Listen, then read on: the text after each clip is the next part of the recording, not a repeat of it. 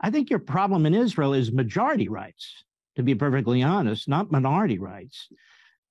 Except in the cases you mentioned. I do notice, in addition to what you talk about, the more religious groups, they don't seem to have a fair shake in many of these rulings. You have people living in Judea and Samaria who are Jewish. They don't seem to get a fair shake from this court. And we could go on and on and on. Basically, what I'm saying, and I think what you're saying, is not so much judicial revolution. This is a judicial coup of a governmental system that was set up. And that's why they're squawking. They're squawking because they thought they enshrined it. They thought they made it a challenge proof. And I want to move on to some of these other subjects, like the Attorney General of Israel. The Attorney General of Israel, I think of this Attorney General of Israel in that position almost like I think of the old Soviet Union and a sort of a Stalinist appointee. I'm not trying to be hyperbolic.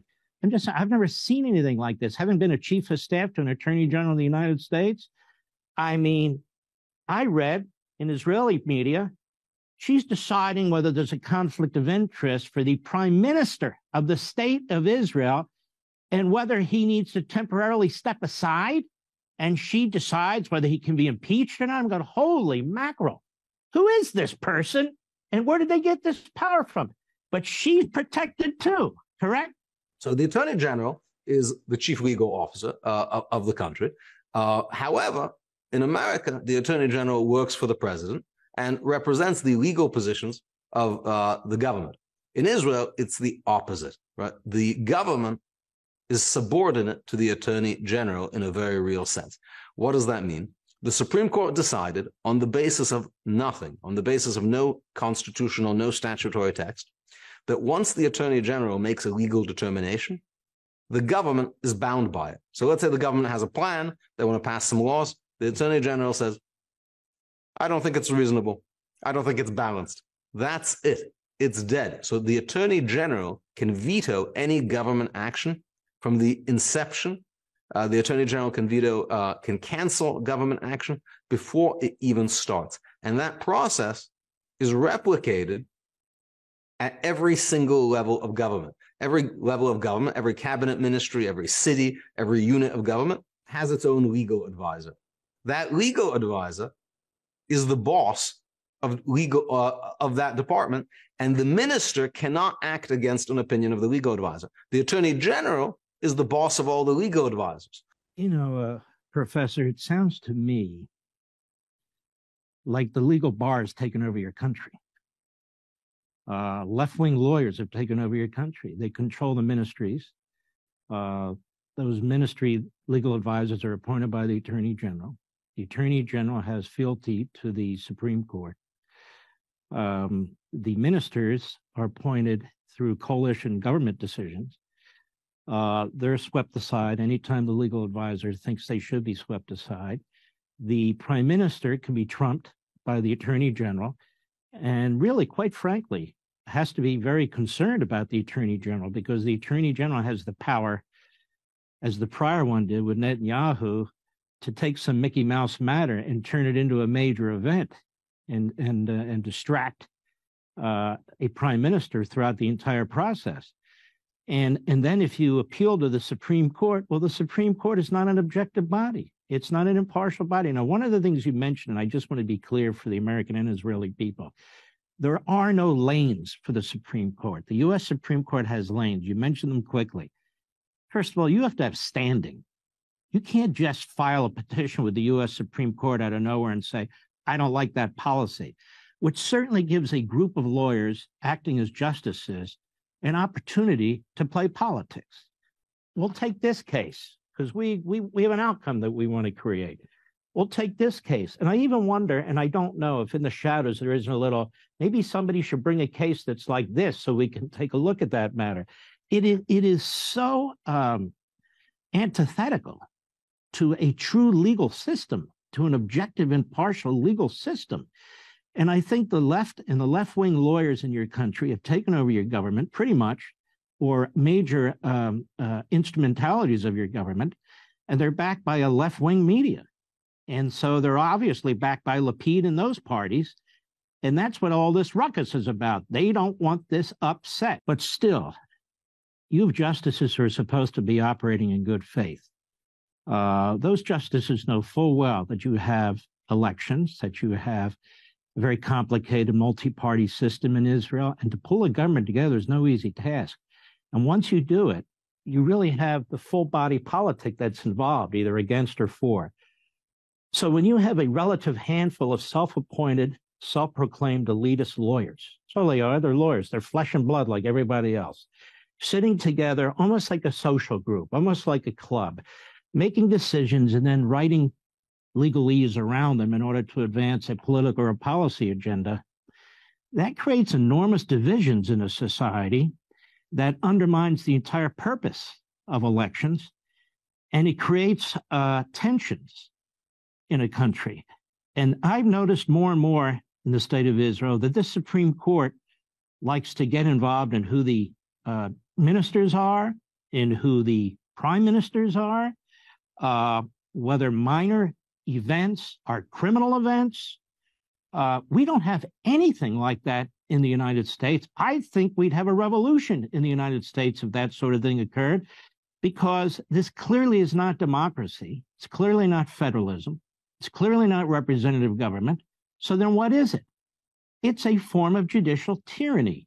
So this reasonableness standard is no standard at all. I mean, I could imagine sitting there as a Supreme Court justice. I feel my views are reasonable, or I wouldn't hold them. But that's not the job. Your job are not your views. Your job is, what does the law say?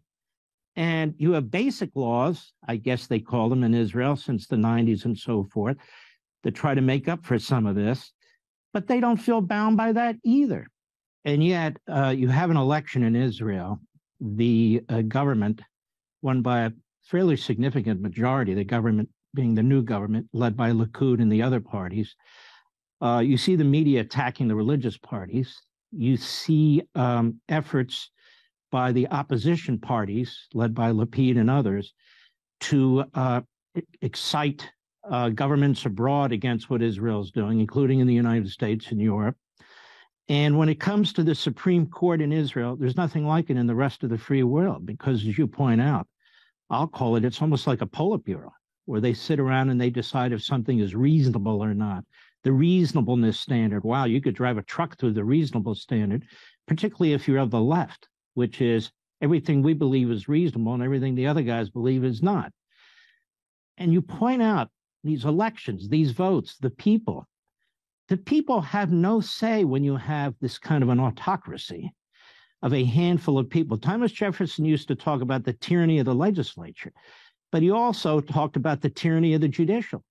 In our country, Woodrow Wilson, who was a leftist, who was a so-called progressive, which I would argue is sort of a modern-day American Marxist agenda, he said the way to take over a country is through the courts, from the top down. Now, in Israel, you mentioned in the 1990s, it really started with this Chief Justice Barak, right? And he's been all over the Israeli media. He's lobbying. He's as political as they get. The new Chief Justice was meeting with the opposition party just a few weeks ago. How do you have an objective, impartial court when they're so thoroughly involved in the left-wing politics of the country? Israel has an election on average every 2.5 years. To invite international opprobrium of Israel, to defame Israel as becoming like Turkey, as some have said, a fascist state, simply out of impatience for the next election, which is likely in a few years, is extraordinary. And I think it also shows why the right has won in Israel. The right never turned its back on Israel, even when it was in the cold, right? When Israel had left-wing governments and a left-wing Supreme Court, and the right were culturally, politically isolated, they didn't say, oh, that's it, we don't like your judicial tyranny. A pox on Israel, right? So they supported Israel even when things were against them. They did not, and that's crucial. That is to say, when Jews were being expelled from Gaza, but the right did not say, you know what, we're going to get American Jews to break up with Israel, as many on the left now are urging. They wanted Israel to be strong, even if misguided. And I think ultimately that led them to be able to win in elections. Obviously, you don't have to agree with me. These words are coming out of my mouth. But the opposition is extremely unpatriotic by going overseas, looking for opposition to their own country. Particularly, unfortunately, when you consider they can reverse everything if they could just convince the people that judicial tyranny is good for them and that their vote doesn't really matter. I see from the left and the media, the lawyers over there, that they don't believe in the franchise of voting in any significant or serious way because they feel they can always be trumped by their lawyers and by the courts. And I see this fight, at least for the state of Israel, to be the fight for its future. That is, in addition to external enemies, of which they have many, the people want to be free or not. That's the bottom line. That's how I see this fight. Even though a lot of people are out in the streets who have no idea why they're out in the streets, given the propaganda that so many people are receiving from the Israeli media. And let me just say this as a footnote, Professor. I think the American media is lousy. It's overwhelmingly left-wing. It is corrupt in the sense that it is the mouthpiece for the Democrat Party. But compared to the Israeli media, it's not nearly as bad. They do not have many outlets for the opposition, in this case, conservatives, or as you folks in Israel call it, the right or right wing, to speak. Everything goes through, is through the editing and the mindset of the left-wing hosts, the left-wing producers, the left-wing directors, and so forth. That's why I thought this show would be important.